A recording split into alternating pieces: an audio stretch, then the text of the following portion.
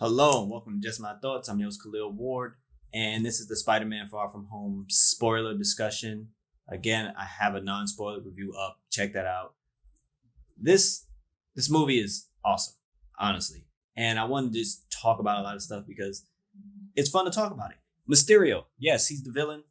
Everybody should know that, and the Elementals are fake, and it was just incredible the way that they sold the story. You knew that he was the villain, but you were waiting for the reveal. Like, when is it going to happen? And they did a great job of selling, like, Quentin Beck as this guy from another planet. Guess what? He's not from another Earth. He's not from another dimension. But the way he set it up, it was incredible. He has like a whole team, and it was just fun to watch it be revealed. And then they showed people from previous movies that got blamed for certain things. And it also showed that the barf technology that Tony had came from Quentin Beck, and Tony used it for therapy, and Quentin Beck is using it to basically create these monsters like he does in the comics and how he did in the Spider-Man cartoon when he makes all these cool illusions and then he defeats them so he could be the hero. And it just played out perfectly. And I really enjoyed Gyllenhaal's performance. He was I didn't talk about this enough in the non-spoiler, but his performance is really good, especially in the beginning when he's really playing up the hero theme. Like he's a hero, but he doesn't want to be praised for being a hero because he technically lost his planet to these elementals. And then in this film, he does a sacrifice to destroy one of the elementals, and he's gold, like just doing all that stuff. And then it when he gets what he wants from Peter, which is the glasses, which is Edith, then he just changes. His demeanor changes, the way he talks to people changes, his attitude changes. You hear he's threatening a lot of people, like, I'm gonna kill him, I'm gonna kill that person, I'm gonna kill all these people. Like, everything switches with him. And it's just an incredible performance from Gyllenhaal for a MCU film. You know, they keep bringing in these good actors, and he did really well as Mysterio. I really liked him as a villain. It was something different, more down to earth, not world threatening, and it worked. Everybody wondered how the fishbowl would work, and it worked. The way they made him look, and then even after he shows who he is, and they show how he was manipulating everyone and using all the drones, and he's just sitting there with a CGI suit and a bowl on his head, and he's just directing everything. It was incredible. For me, I loved the fight scene that they had when he got to Germany, and Peter thought he was talking to Nick Fury, and then the drone started shooting him, and he fell through the building. I thought that was crazy. Like, it's nothing like we ever seen before. Mysterio's talking to him, and everything is switching, and his suit is changing.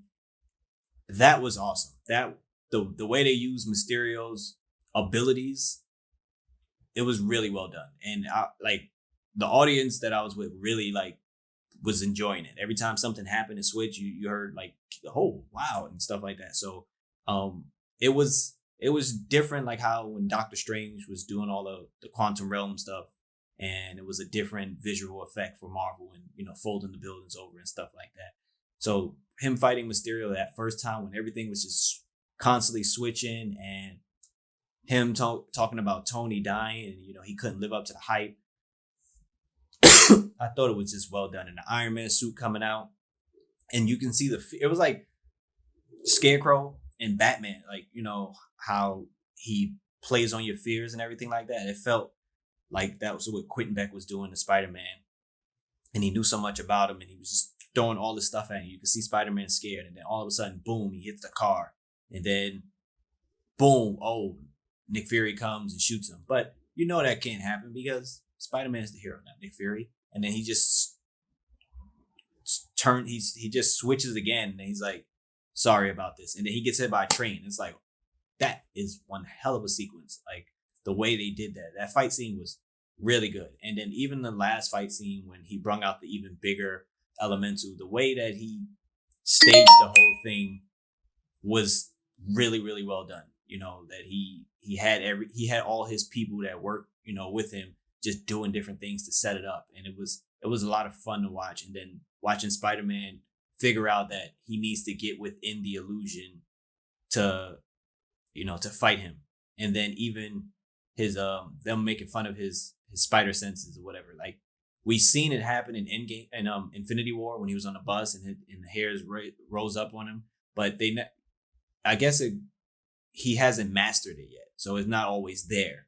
So the fact that he went into the illusion and he was, disabling all the drones, and then even at the end when Quentin Beck set up another illusion, he fought through it. It was well done. You see the growth of Peter and of Spider-Man, like the sacrifices he has to make in order to get things done, as a hero.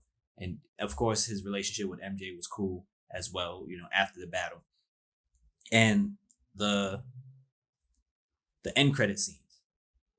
One, the crowd, I think that was the biggest applause. When not even him saying, setting Peter up, and everything like that, but when they showed J. Jonah Jameson, the crowd went crazy. And it was a great reveal. J.K. Simmons back as J. Jonah Jameson, because he was that's his role.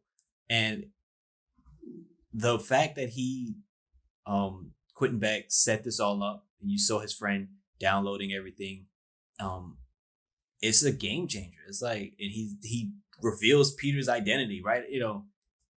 And it's like, whoa, this is different. Where is this going to go? What's going to happen next? Because this is the end, essentially, of phase 3. And it's going to be a while before we get some new Marvel movies. Of course, we got Black Widow and everything that's going to be in the past. But now that his identity is revealed, it's like, what's going to happen next? He's still in high school. He's still young. He has to be in high school. I'm pretty sure they're going to find a way to say that if it's all a lie and, Peter's not really who he say he is. Then they have the second scene with the Skrulls. I'm pretty sure they might be involved with proving that Peter is not Spider-Man or anything like that. And you see that Nick Fury is on a spaceship. He's probably preparing things after the whole Infinity War stuff. He's with the Skrull, and it looked like they was building something big, like a shield in outer space or something like that he can be in control of. And you see that Talos and his wife were playing Fury and Maria Hill. And it's a cool little change. The fact that they were introduced in Captain Marvel and people were wondering, hey, where are they? Oh, is this person a Skrull or whatever? And the fact that they brung that back around and said, yeah, Nick Fury in this movie right here, he's a Skrull. They went a little bit too far. They gave Peter what he needed, and then they just stayed there doing what he had to do. And the fact that Nick Fury trusts them because they have this working relationship for so many years, since he met Carol Danvers, it was a nice little sprinkle on top of everything that happened in this movie in the first after credit scene. So it was cool seeing the Skrulls again. It's cool seeing that there's a lot more of them and that Fury is working with them, because he does mention in this movie he used to know everything. Now he doesn't really know anything. He's been gone for 5 years. So the fact that he's in space trying to get things back in order in terms of S.H.I.E.L.D. and him knowing everything and being prepared is really cool. That's all I have in terms of spoiler discussion. I just wanted to talk about the battle sequences and the villains and stuff like that and after credit scene. But let me know your favorite scenes, your favorite moments of the film. Thank you for listening. Deuces.